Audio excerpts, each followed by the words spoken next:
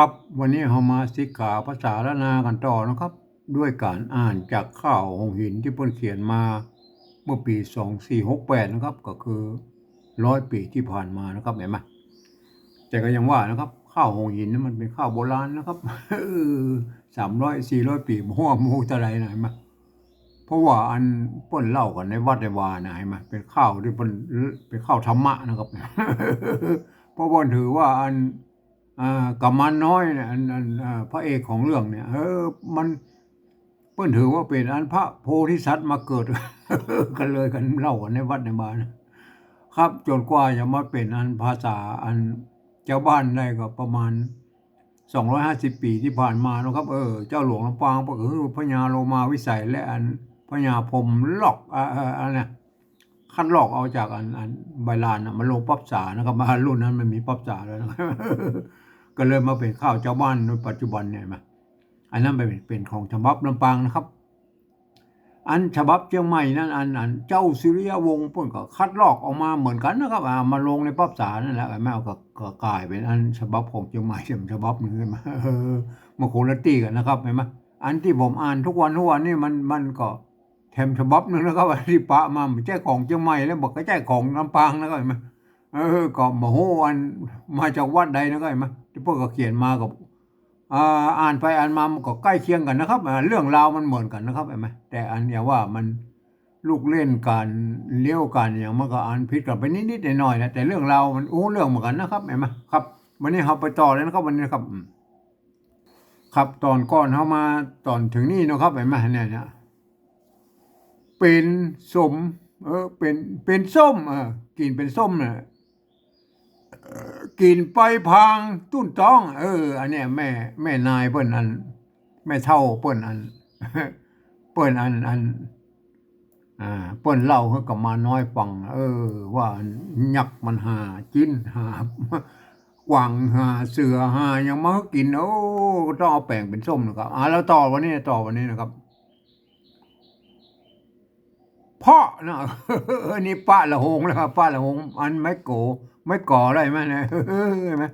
อันนี้เพาะแล้วนะก็เพาะเห็นไหมเพาะเพาะเอ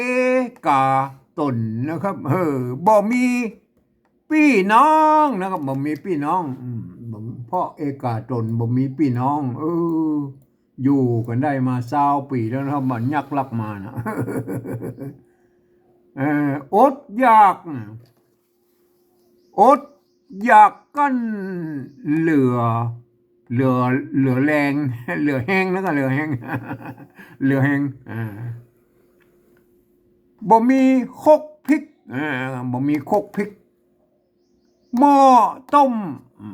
หุงแกงนะครับแม่หม้อต้มหุงแกงเขากิน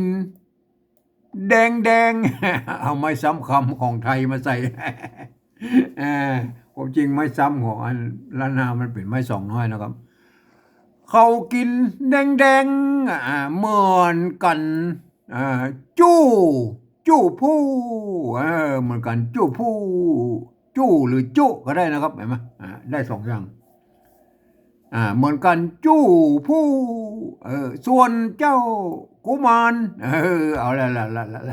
ส่วนอันเจ้าอันกับมาน้อยพวกก็ฟังมาแล้วก็อันแม่เฒ่าบนฟัง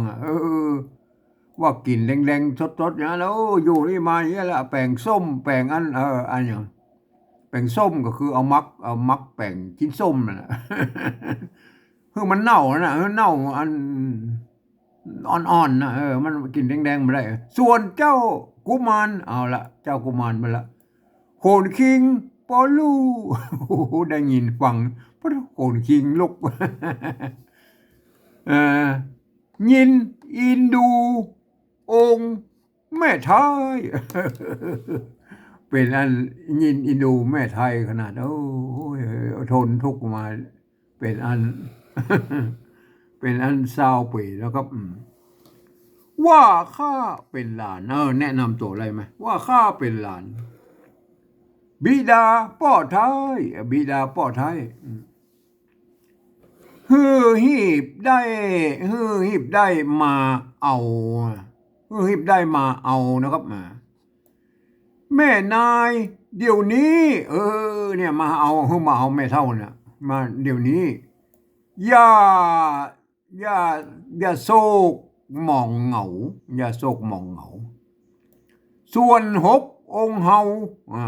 องค์เราองค์เฮาเจษฐาเจษฐาตัวนี้อ่านว่าเจษฐาพ่ออย่างอันนี้มันตัวละทะนะครับเห็นไหมอันนี้อันตัวหางตัวละทะนะครับเห็นไหมอ่านว่าเจษตัวบนนะครับตัวละทะเนี่ยอ่านเป็นถาเจษฐานะก็เจษฐาปี้ข้าอันนี้มันอย่างไรนะอยู่ปี้ข้านะครับอยู่ฟังนะครับเนี่ยมันเลือนหน่อยนะครับมันเลือนนะเห็นไหมอยู่ฟังนะอยู่ฟังอยู่ฟังมันเลือนหน่อยนะครับอยู่ฟัง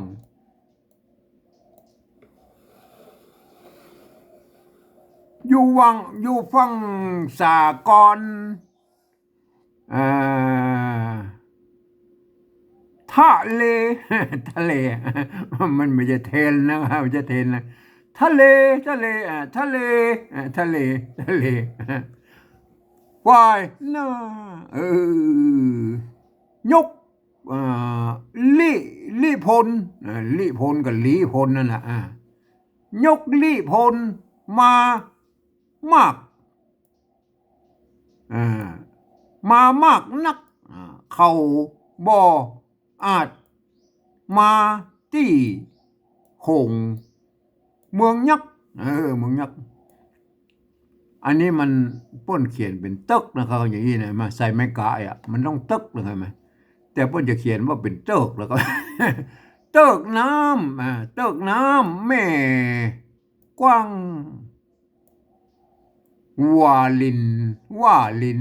วาลินแล้วก็วาลินส่วนตน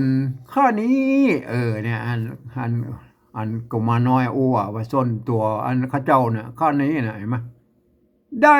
ขี่นะก็ได้ขี่ได้ขี่ได้ขี่ได้ขี่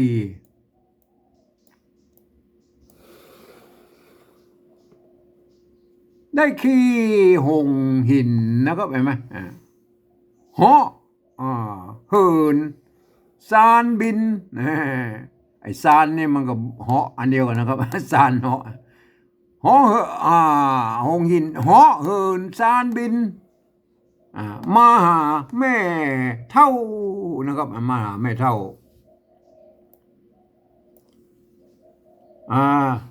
อันนี้พ่นเขียนลวดหน่อย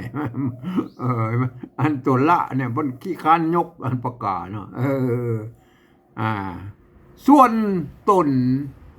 มารดาอันนี้มันตกไปมารแล้วก็ดามันตกไปนะไหมสะพายออกเจ้าวิมาลาก่อนนั้นแม่ลืมแล้วกาหมายถึงว่าแม่เท่าน่ะลืมแล้วกาอันหูจักกอบแม่อันวิมาลานะอันตอนสมัยแม่โดนลักมานะอยู่มาวิมาลาลืมแล้วกามาอยู่จ้องจานปัดภาคบ้านปัดภาคบ้านปัดภาคบ้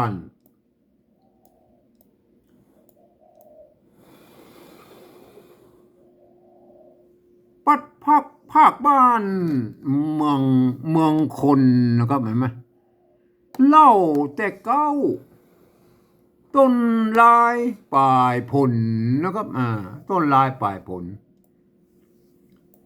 ตามยุบนเปื้อนนะครับเปื้อนหรือเปื้อนก็ได้นะครับเปื้อนครับเปื้อนครับไล่เพี้ยนไหมเปื้อนครับไล่เพี้ยนคือแม่นายฟังตามมีนามเสียนจนหมดความ แบบมาความแบบแบ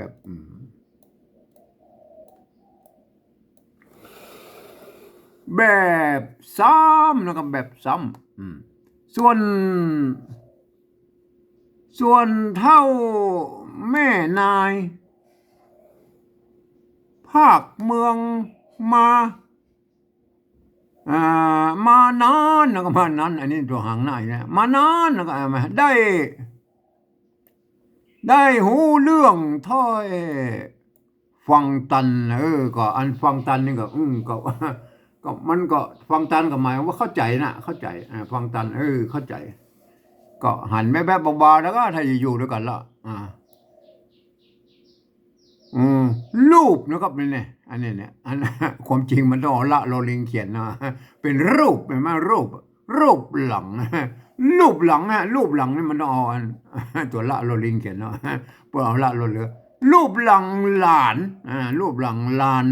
นฮักลักเห็นไหมลานฮักรูปลานลางฮักว่าโอ้ยอันนี้ห้องว่าโอ้ยตุกอันนี้ตัวขาตุกขังนะครับตุกขังว่าโอ้ยตุกขังน้ำตาญัวปังญัวปังอาบลงย้อยนะอาบลงย้อยน่านะครับเห็นไหมเมื่อแม่เมื่อแม่เมื่อแม่เมื่อแม่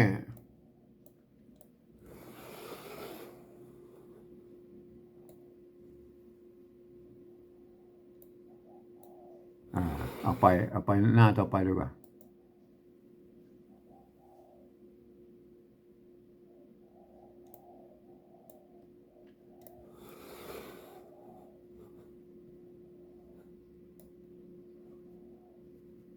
เมื่อแม่แล้วก็เมื่อแม่ปัดมานะครับเมื่อแม่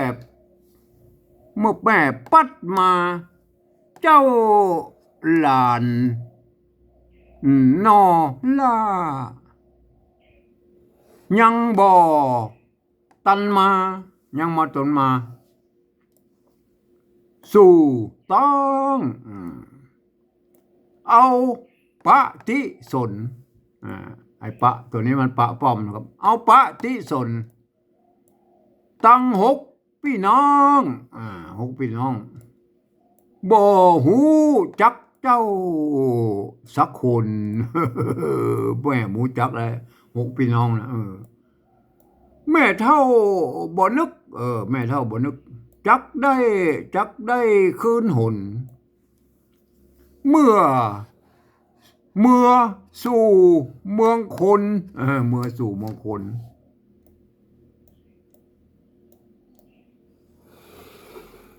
แถมสองว่าอันนี่หลานมีบุญยังบุญยุบุญดันมาเถิงอาลันเตดอันตองบนคิดไว้แล้วเตดตองเป็นเตดยักษ์เตดยักษ์ประเทศยักษ์เตดยักษ์นะก็เตดยักษ์เป็นแต่กุศลแม่เท่าแต่ตักลานเป็นลานเป็นศพเจ้าลานเป็นศพเจ้าเผาเพลิงมันน่าจะเป็นลานเป็นมันน่าจะคงเป็นแต่ตักคงเป็นศพเจ้าเผาเพลิงอะไรได้นะมันก็อันว่าแม่จะตายนะอันแม่เท่านะเผาเพลิงแล้วเผาเพลิงแม่เท่าแก่นักบอกว่าจะตายแล้วแม่เท่าแก่นักกลัวเดินบ่เถิงเป็นแล้วก็เป็นกิลีเป็นกิลีเลิงเป็นกิลีเลิงปูเขาขอบขั้นเอาไม้เต้าเป็น อันนี้อันไม่เนี่ยเป็นไม้แก่นะนี่ตัวละนะครับเป็นแห้งอันนี้อันนี้ตัวตัวจะเป็นสู้เห็นไหมเป็นสะปดค่าเลยเป็นแห้งจู้วันนะก็จู้หรือสู้วันสู้วันหรือจู้วันก็ทุกวันนั่นแหละจู้วันจู้หรือจู้อันเดียวกันนะจู้วันอันญะอันนะครับญะอันซ้ำเป็นอารันซ้ำเป็นอารันก็คืออันเป็นป่าไม้นะอารันซ้ำเป็นอารันป่าเลิกป่าเลิกอันนี้เขียนถูกแล้วเลิกเห็นไหมมันมีไม่กะด้วยเลิกนะสะไหนนะครับสะไหน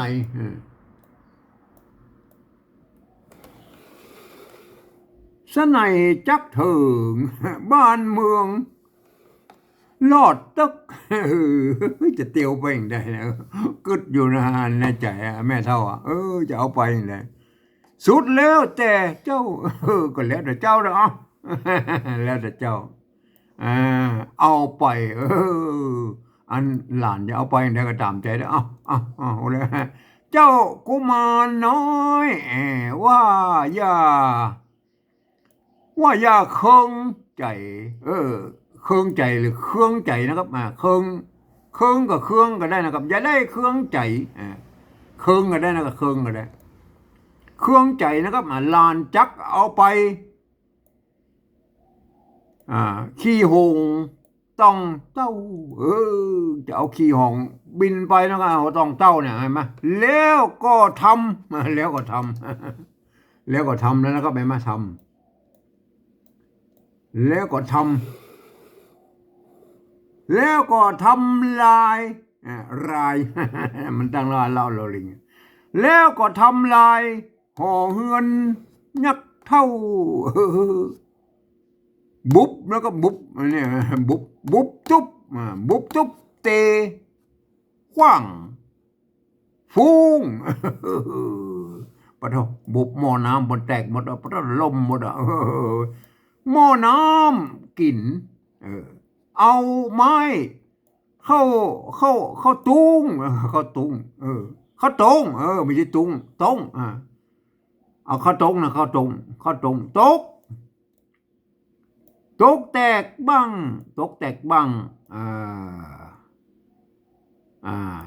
ปังนะไงเนี่ยห่างป้าเนี่ยมันเอาไม้กังบนอยู่บนปังลงนะก็ปังลงแล้วเอาแม่ไทยขึ้นใส่หลังหงเอาขึ้นไปเกาะหลังหงไปละอันนอพุทธวงศ์นอพุทธวงศ์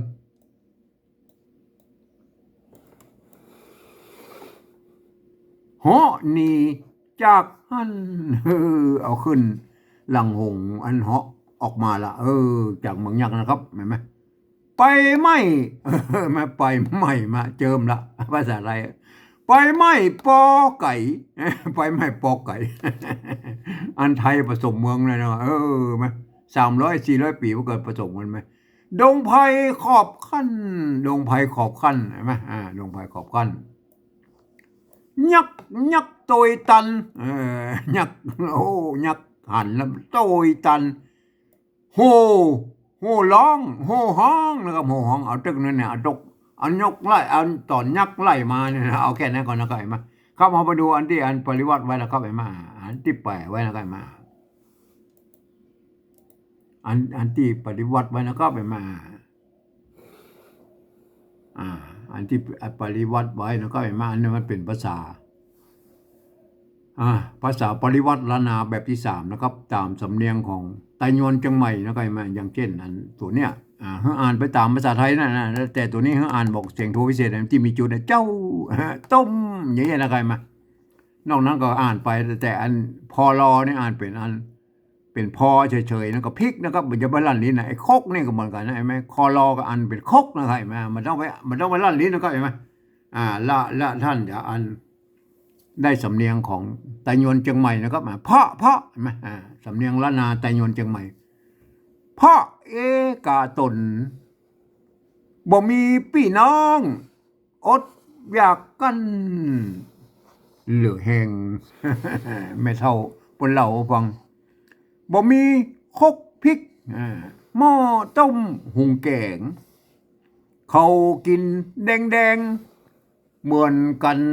จู้ผู้นะครับส่วนเจ้ากุมาร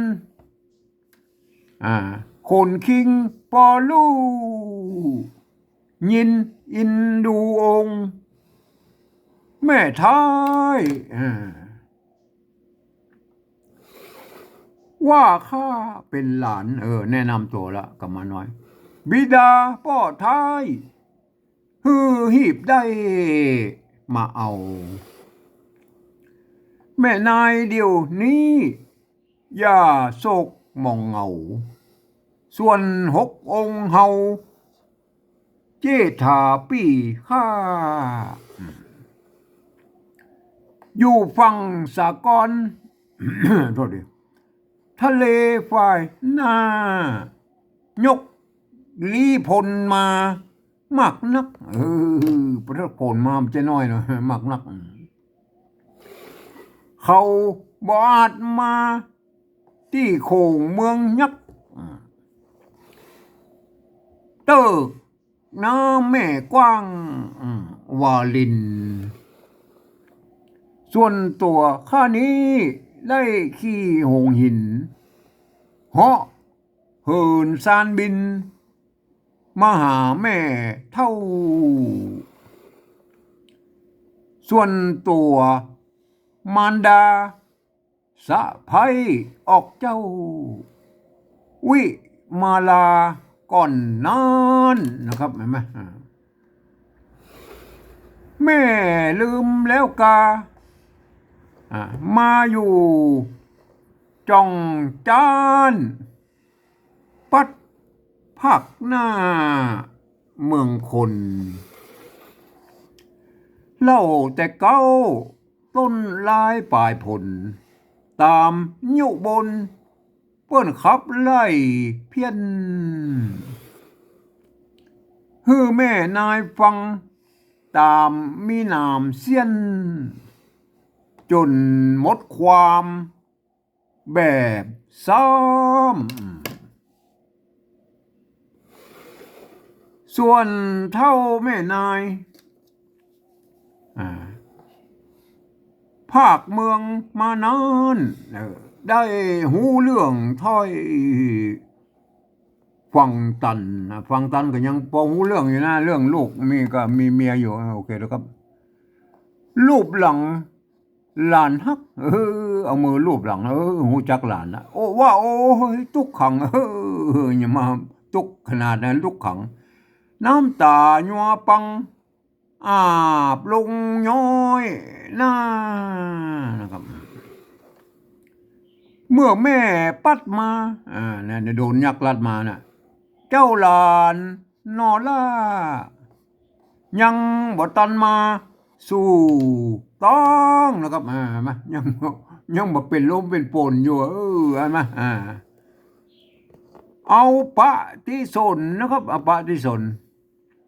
ตั้ง6 พี่น้องบ่หูจักเจ้าสักคนส่วน6 คนบ่หูจักสักคนแม่เท่าแล้วลืมใส่จุดไว้เนี่ยมันเท่าแม่เท่ามันเสียงโทพิเศษนะครับแม่เท่าบ่นึกจักได้คืนหนเมื่อสู่เมืองคนแถม2ว่าอ่านหมูมันนึกจะได้ไปแล้วไล่ไปแล้วนี่หลานมีบุญยังบุญดันหลานมีบุญมาถึงอาลันเตดยักประเทศยักประเทศเป็นแต่กุศลแม่เท่าแต่ตักหลานเป็นศพเจ้า เผาเพลิงมันก็ต้องน่าจะเป็นคงเป็นศพเจ้าเผาเพลิงน่ะลานเป็น ก็ของหลานอันเผาเพลิงนั่นแหละเผาเพลิงแม่เท่าแกนัก แม่ก็แกนะแกละกลัวเดินไม่ก็เทินบ่เถิงเนาะมันเตียวไปได้ยังไงนะบ่เถิงแน่แล้วโอ้เป็นกีรีเรืองเอาได้หรอกีเรืองภูเขาขอบคันมันมีกับภูเขาป่าไม้โอ้ตายละเอาไม้เต้าปิ่นแหง เอาไม้เต้าสวกเต้าไว้ยังไงเนี่ยจุวันป้านเอาว่าท่านสวกไปแล้วเนาะไหมซ้ำเป็นอารันป่าเลิกโอ้โหซ้ำเป็นป่าไม้เลิกป่าไม้ดงดิบนะป่าไม้เลิกสนัยจักเถิงบ้านเมืองฮอดตึกสุดแล้วแต่เจ้าเอาไปแม่งกึดบ่ลูกละ แล้วเดี๋ยวสู่เจ้าเด้อ เอากูเจ้ากุมารน้อยว่าอย่าเคืองใจลานจักเอาไปขี้หงต้องเต้าแล้วก็ทำลายห่อเฮือนยักษ์เท่าบุลมนะบุบตุบเตกว้างฟุ้งนะครับกว้างฟุ้งปะบุบมันนะ บุบตุบเตหม้อน้ำกินเอาไม้เข้าเข้าตรงโทษทีมันเป็นตุงพุ่งเอาตุงนี่ก็ตุงมาพอมันพอมันสัมพันธ์กับพุ่งนะเอาไม้เข้าตุงปนตรงก็เอาตุงเลยนะตกแตกบังปังลงแล้วเอาแม่ท้ายขึ้นใส่หลังหงนอพุทธวงศ์เหาะหนีจากอันเอาไม่เท่าก็อันขี่หลังเหาะออกมาละเอาละไปไม่ปอไก่ มันภาษาไทยมันสดมันฮะไปไม่ปอไก่มันอยู่มาตั้ง300-400 ปีแล้วมันก็ผสมกันไปนะก็เห็นไหมไปไม่ปอไก่ดงไผ่ขอบขั้นยังไปบัดนั้นเจ้าใดบ่ไก่เจ้าใดไหมยักษ์ตัวตันเลยโหห้องโอ้เอาละยักษ์ไล่มาตันละโอ้แต่ละหันอันก็มาน้อยเอาไม่เท่าเอาละเรื่องเราไม่เป็นได้มั่วเนาะยักษ์ตัวมาตันอะไรเงี้ยได้นะครับโอเคนะครับอันมันพวกเรามาเล่ากันต่อนะครับวันนี้เอาแค่นี้ก่อนนะครับ